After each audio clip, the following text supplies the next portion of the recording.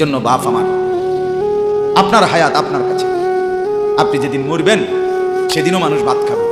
এই গ্রামবাসী ধোকা, ধোকা, মহল্লাবাসী ধোকা, এগুলো সব ধোকা, সব ধোকা। বন্ধুরা ধোকা, স্ত্রী ধোকা, এগুলো সব ধোকা। সব ওই রাত্রে খানা খাবে, আপনারে দাফন করে আসে। আরো বেশি খাইব মানুষের ঘরের থেকে যাইতে আইনা ভাত খাওয়া। আও সারাদিন কাঁদছেন আমনে, শরীর দুর্বল হয়ে যাব, খানা না খাইলে ভাত খা, খানা বন্ধ।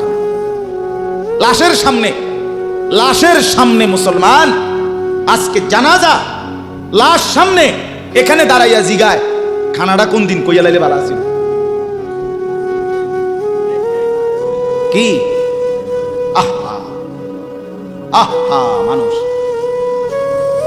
কার জন্য শিক্ষালেন? এই মানুষগুলো তারা আজকে জিগায় খানাটা কোন দিন, 4 দিন না খানাটা কি সোমবারে করলে ভালো হয় না মঙ্গলবারে করলে ভালো হয়? কত অনবুঝ করে লাইলে ভালো ছিল। লোকজন কি আর আবার ফাইবেননি? মানুষটিরে আবার কইটু আইবেন, আজকেই কইয়া লাইলে ভালো।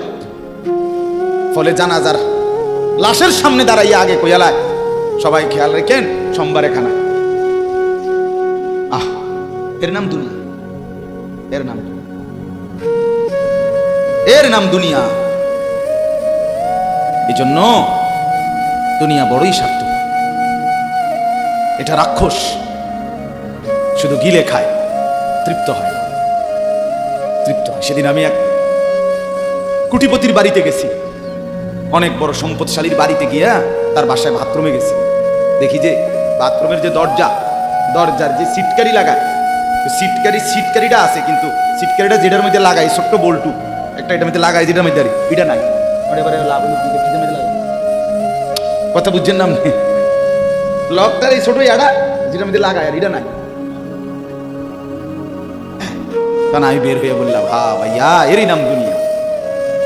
দুনিয়া এমন একটা না একটা থেকেই যায়, সব চাহিদা সব প্রয়োজন পূরণ হয়, পূরণ হয়। আপনার লাশ যেদিন জানাজা হবে সেদিনও আপনার ঘরের হাজারো প্রয়োজন বাকি থেকে যায়, বাকি থেকে। পৃথিবী হাসবে ঠিকই, সিএনজিও চলবে, অটো চলবে, সূর্যও ডুববে, চাঁদও উঠবে, রাতও শেষ হবে, দিনও আসবে, কেউ থামবে না আপনার জন্য।